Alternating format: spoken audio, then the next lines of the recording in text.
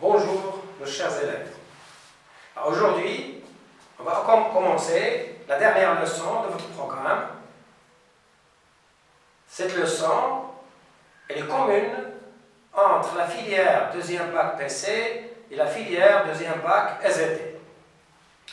Cette leçon de géologie est intitulée « Les phénomènes géologiques qui accompagnent la tectonique des plaques ». Dans cette leçon, vous avez trois parties. La première partie, les chaînes de montagne. La deuxième partie, c'est le métamorphisme. Et la troisième partie, c'est la granitisation. Et ces trois parties sont toujours en relation avec la tectonique des plaques. Alors avant de commencer, je vais utiliser un rappel que vous avez étudié auparavant, au premier cycle, sur la structure interne du globe terrestre. Alors, notre globe terrestre, comme vous voyez sur le tableau, la question qui se pose, c'est est-ce que la structure interne de notre globe est homogène ou hétérogène? Alors, comment savoir? Difficile de savoir d'une façon directe, c'est-à-dire par forage. Donc, on va utiliser une méthode indirecte qui se base sur la propagation des ondes. Quelles ondes? Ce sont les ondes sismiques, qui sont les ondes P, les ondes S et les ondes L. C'est-à-dire, lors de la naissance d'un séisme, il y a propagation de ces trois ondes, P première, S seconde et L c'est lente. Alors, vous savez, d'après votre leçon de physique, qu'une onde est caractérisée par une vitesse donnée. Cette vitesse est en relation de sa propagation dans un milieu donné. Alors, si par exemple, cette onde change de milieu, il y a ce qu'on appelle la réfraction. La réfraction est liée à un changement de vitesse qui est lié aux caractéristiques de ce milieu. Alors, lorsque l'onde change de vitesse, la surface qui sépare les deux milieux qui sont différents, on l'appelle discontinuité. Comme vous voyez, on a deux milieux, milieu 1 et milieu 2. Ça, c'est une onde incidente. Lorsque cette onde se propage, elle change de milieu qui est différent du point de vue caractéristique, par exemple caractéristique géologique.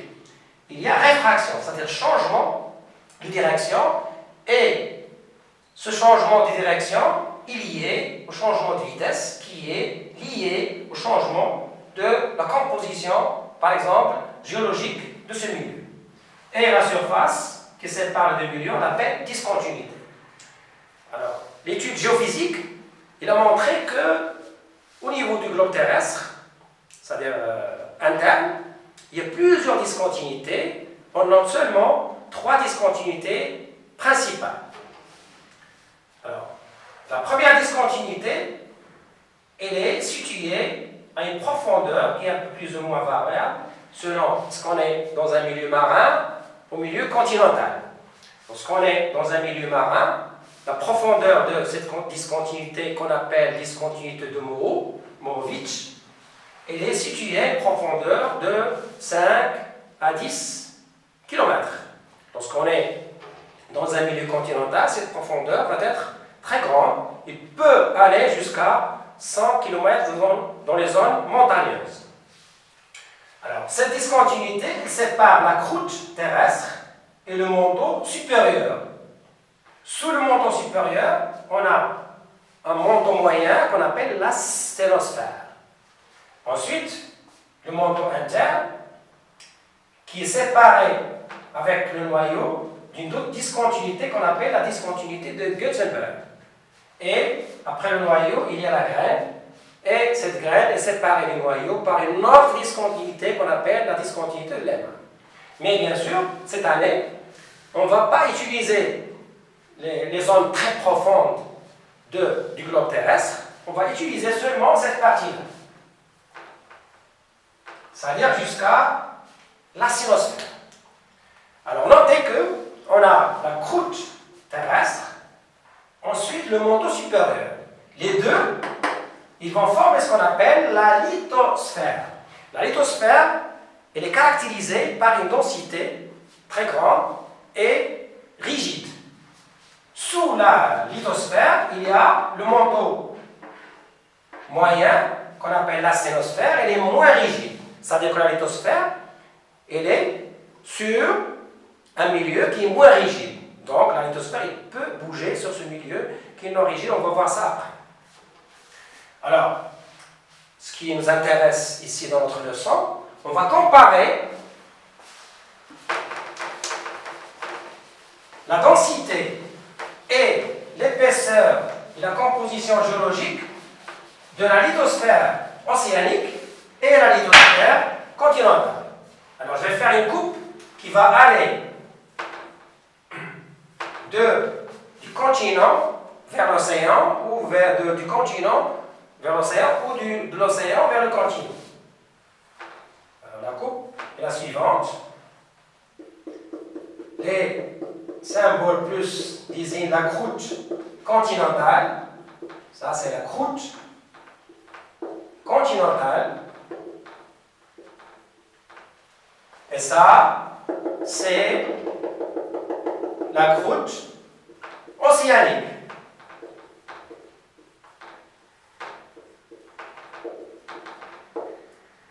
Alors, vous remarquez que les deux croûtes, ils ont une épaisseur qui est différente. La croûte océanique, elle a une épaisseur faible. Par contre, la croûte continentale a une épaisseur qui est grande. Sous les deux croûtes, il y a le manteau supérieur. Voilà le manteau supérieur, même épaisseur. Et on a déjà dit que la croûte et le manteau supérieur forment ce qu'on appelle la lithosphère. Ça, c'est le manteau supérieur. Et les deux vont former ce qu'on appelle la lithosphère océanique. De l'autre côté, la croûte continentale et le manteau supérieur, ils vont former ce qu'on appelle la lithosphère continentale.